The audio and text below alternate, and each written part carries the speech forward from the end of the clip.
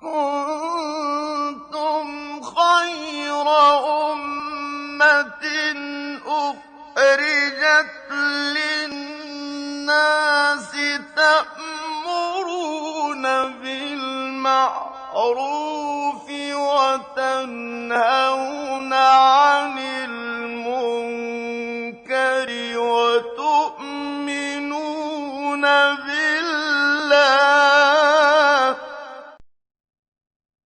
إذاعة البرنامج الثاني من دولة الكويت تقدم حين يبحر القلب في متاهات الحياة، وحين تكذب الآمال وتتشتت الأفكار، يحتاج الخاطر أن تكون له نزهة بين أوراق الماضي الجميل ترسم له الأمل على صفحات الحاضر والمستقبل.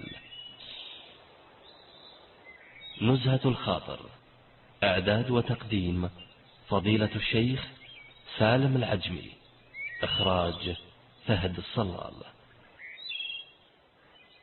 الحمد لله وحده، والصلاة والسلام على رسوله وعبده نبينا محمد وعلى آله وصحبه ومن استنى بسنته واقتفى أثره واهتدى بهديه. فالسلام عليكم ورحمة الله وبركاته إخواني المستمعين وأخواتي المستمعات.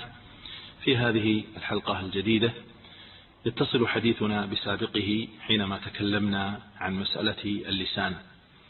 اللسان أمره خطير، وقد ذكر قبل ذلك قول الأوزاعي رحمه الله أنه قال: ما بلي أحد في دينه ببلاء أضر عليه من طلاقة لسانه. وإن من هذه الأخطاء العظيمة التي يتكلم بها الناس ويستسهلون أمرها، وإن أمرها من أشد الأمور التي تذهب بالدين والدنيا.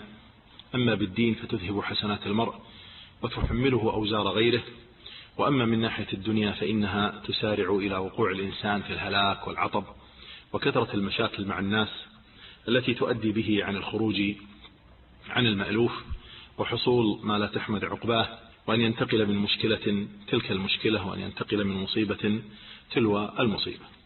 من هذه الأمور التي يحذر منها ولا بد أن يحذر منها المرء، لأنها من مذهبات الدين ومذهبات الدنيا، مسألة الغيبة. والغيبة هي من أقبح القبائح واكثرها انتشارا في الناس، حتى لا يسلم منها إلا القليل من الناس. وهذه الغيبة قد جعل لها النبي صلى الله عليه وسلم حدا، بحيث إنك تعرف أن هذه من الغيبة أو ليست من الغيبة، وهي ذكر الإنسان أخاه بما يكره ولو كان فيه ما يقول، سواء كان ذلك في دينه أو بدنه أو نفسه أو خلقه وغير ذلك مما يتعلق به. قال النبي صلى الله عليه وسلم: أتدرون ما الغيبة؟ قالوا: الله ورسوله أعلم. قال: ذكرك أخاك بما يكره. قيل: أفرأيت إن كان في أخي ما أقول؟ قال: إن كان فيه ما تقول فقد اغتبته، وإن لم يكن فيه فقد بهته. والبهتان هو أشد من الغيبة، بحيث أنه يضع عليه أمرا لم يكن فيه ولم يقله ثم يغتابه فيه. فالغيبة أن يذكر الغائب بما يكرهه، ويستوي في ذلك أن يذكره باللفظ أو الكتابة، أو أن يرمز إليه بعينه أو يده أو رأسه ونحو ذلك، كأن يطعن في دينه بقوله: سارق، خائن، ظالم، متهاون بالصلاة، ليس بارا بوالديه، قليل الأدب، ونحو ذلك من هذه الألفاظ. وإما أن يطعن في أمور دنياه كقوله أعمى أو أعرج أو أعمش أو قصير أو طويل أو أسود، أو كقولهم فلان قليل الأدب لا يرى لأحد عليه حقا، كثير النوم، كثير الأكل، وما أشبه ذلك. أو أن يطعن في نسبه، وهكذا. ولذلك فقد عظم التحذير من الغيبة لعظم خطرها، لعظم خطرها وكبير إثمها. قال النبي صلى الله عليه وسلم: لما عرج بي إلى السماء مررت بقوم لهم أظفار من نحاس يخمشون بها وجوههم وصدورهم، فقلت: من هؤلاء يا جبريل؟ قال: هؤلاء الذين يأكلون لحوم الناس ويقعون في أعراضهم. كما زجر عنها صلى الله عليه وسلم زجرا شديدا. فعن عائشة رضي الله عنها قالت: قلت للنبي صلى الله عليه وسلم: حسبك من صفية كذا وكذا. قال بعض الرواه: تعني قصيرة. فقال صلى الله عليه وسلم: لقد قلت كلمة لو مزجت بماء البحر لمزجته، أي خالطته مخالطة يتغير بها طعمه وريحه لكثرة نتنها.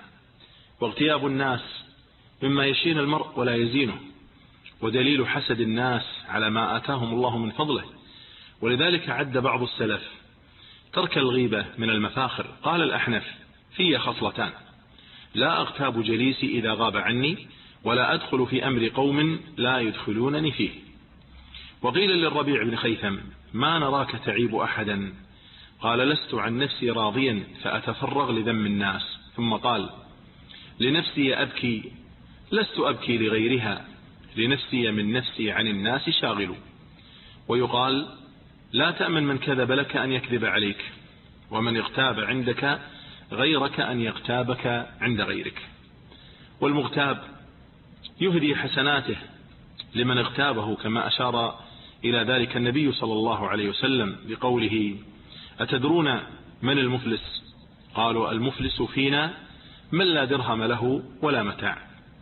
فقال: إن المفلس من أمتي من يأتي يوم القيامة بصلاة وصيام وزكاة، ويأتي وقد شتم هذا وقذف هذا وأكل مال هذا وسفك دم هذا وضرب هذا، فيعطى هذا من حسناته وهذا من حسناته، فإن فنيت حسناته قبل أن يقضى ما عليه أخذ من خطاياهم فطرحت عليه ثم طرح في النار. ومن أجل ذلك فقد عمد بعض السلف إلى تأديب من وقع فيهم زجرا له لئلا يعود لمثلها. فقد قيل للحسن البصري رحمه الله: إن فلانا اغتابك فأهدى إليه طبقا من رطب، فأتاه الرجل وقال له: اغتبتك فأهديت إلي؟ فقال الحسن: أهديت إلي حسناتك فأردت أن أكافئك. هذا ويدخل في الغيبة المحرمة أن يتشبه المرء بغيره، كأن يمشي متعارجا أو متطاطئا أو غير ذلك من الهيئات، وهو يريد بذلك تنغيص غيره. وبعض الناس يعرضون بالغيبة تعريضا تفهم منه كما تفهم بالتصريح، أو يكون أشد، فيقال لأحدهم: كيف حال فلان؟ فيقول: الله يصلحنا، رحم الله حالنا، الله يصلحه، نسأل الله العافية، نحمد الله الذي لم يبتلينا بالدخول على الظلمة، نعوذ بالله من الكبر، الله يعافينا من قلة الحياء، الله يتوب علينا، وما أشبه ذلك مما يفهم منه تنقيصه، فكل ذلك غيبة محرمة. هذا ومما لا بد أن يعلم أنه كما يحرم على المغتاب ذكر الغيبة، كذلك يحرم على السامع استماعها، فيجب على من سمع إنسانا يغتاب أحدا أن ينهاه إن لم يكن مفسده، فإن خاف المفسده وجب عليه الإنكار بقلبه ومفارقة ذلك المجلس إن تمكن من مفارقته. قال الله تعالى: وإذا رأيت الذين يخوضون في آياتنا فأعرض عنهم حتى يخوضوا في حديث غيره. ومما قيل في هذا المعنى: وسمعك صن عن سماع القبيح كصون اللسان عن النطق به، فإنك عند سماع القبيح شريك لقائله فانتبه، وكم أزعج الحرص من طالب فوافى المنية في مطلبه. ومن الأمور التي يحرم تداولها بين الناس وهي متعلقة في أمر اللسان مسألة النميمة، والنميمة من أعظم آفات اللسان، وهي نقل الكلام بين الناس على جهة الإفساد. وقد نهى الله سبحانه وتعالى عن قبول النميمة والسعاية فيها، لأن النميمة كبيرة الخطر عظيمة الشرر، وتفعل نظير ما يعمله السحر، كما جاء في قوله صلى الله عليه وسلم: قال: أتدرون ما العظ؟ قالوا: الله ورسوله أعلم. قال: النميمة القالة بين الناس، والعظ هو السحر. قال يحيى ابن كثير: يفسد النمام في ساعة ما لا يفسد الساحر في شهر. قال تعالى: ولا تطع كل حلاف مهين هماز مشاء بنميم. قال الحسن البصري رحمه الله: هو الذي يغمز بأخيه في المجلس وهو الهمزة اللمزة. وقد عظم الوعيد للنمام بالعذاب الشديد نظرا لما يفسد بين الأحبة ويقطع من الصلات، فقد جاء عن النبي صلى الله عليه وسلم أنه مر بقبرين فقال: إنهما ليعذبان وما يعذبان في كبير، أما أحدهما فكان يمشي بالنميمة، وأما الآخر فكان لا يستنزه من بوله. وقال صلوات ربي وسلامه عليه: لا يدخل الجنة نمام. ولذلك إذا علمنا ذلك علمنا أن الواجب على العاقل مجانبة الأسباب التي تؤدي إلى البغضاء والمشاحنة بين الناس، والسعي فيما يفرق جمعهم ويشتت شملهم. وينبغي للإنسان أن يسكت عن كل ما رآه من أحوال الناس إلا ما في حكايته فائدة لمسلم أو دفع معصية. كما يجب على العاقل ألا يقبل سعاية الواشي بحيلة من الحيل لعلمه بما يرتكب الواشي من الإثم بفعله ذلك. فإن حملت إليه النميمة وقيل له قال فيك فلان كذا، ألا يصدق من لم إليه، لأن النمام فاسق مردود الخبر، وأن ينهاه عن ذلك وينصحه ويقبح فعله، وألا يظن بالمنقول عنه السوء، لقول الله تعالى اجتنبوا كثيرا من الظن إن بعض الظن إثم. والنميمة هي المهلكة التي تجمع الخصال الذميمة فتغرر بالنفوس والأموال، وتسلب العزيز عزه، وتحط الرفيع عن مكانته والسيد عن مرتبته. وكم دم أراقه سعي ساع، وكم حريم استبيح بنميمة نمام، وكم من صفيين تباعدا، وكم من متواصلين تقاطعا، وكم من محبين افترقا، وكم من ألفين تهاجرا، وكم من زوجين تطلقا. وقد أوصى رجل ابنه فقال يا بني إياك والنميمة فإنها أحد من السيف. وقال العتبي سمعت أعرابية توصي ابنا لها فقالت عليك بحفظ السر وإياك والنميمة، فإنها لا تترك مودة إلا أفسدتها، ولا ضغينة إلا أوقدتها. فليتق الله ربه عز وجل رجل أن ينم بين الناس، أو أن يصغي لساع، أو يستمع لنمام. كما يجب الحذر من الساعين في النميمة، وأن يحترس ممن عرف بها ونسب إليها، وأن لا يوثق بمودته ويزهد في مواصلته ومعاشرته. قال بعض الحكماء احذروا إعداء العقول ولصوص المودات، وهم السعاه والنمامون. إذا سرق اللصوص المتاع سرقوا هم المودات. هذا وإن من أطاع الواشي فقد ضيع الصديق. فقد تقطع الشجرة فتنبت، ويقطع اللحم بالسيف فيندمل، واللسان لا يندمل جرح. والعاقل دائم اليقظة والتبصر في من سعى بالنميمة فيحذره ويمقته، لأنه يعين على الشر ويحسنه ويحض عليه، ومنتهى فرحه أن يرى نتيجة عمله وقد وقعت حيث يريد.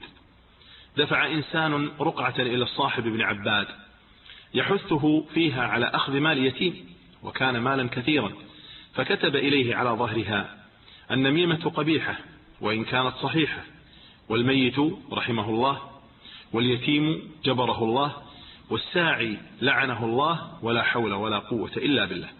وقد قيل قل للذي لست أدري من تلونه أناصح أم على غش يناجيني، تغتابني عند أقوام وتمدحني في آخرين، وكل عنك يأتيني، هذان شيئان قد نافيت بينهما، فاكفف لسانك عن شتمي وتزييني. وكلم معاوية رضي الله عنه الأحنف في شيء بلغه عنه فأنكره الأحنف، فقال له معاوية بلغني عنك الثقة، فقال له الأحنف إن الثقة لا يبلغ مكروها.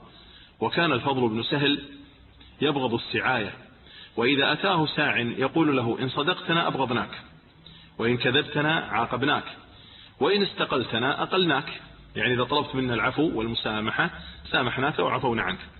وكتب أحدهم جوابا على ساع نحن نرى أن قبول السعاية شر من السعاية، لأن السعاية دلالة والقبول إجازة، وليس من دل على شيء وأخبر به إلا كمن قبله وأجازه. فاتقوا الساعي، فإنه لو كان في سعايته صادقا لكان في صدقه لئيما، إذ لم يحفظ الحرمة ولم يستر العورة.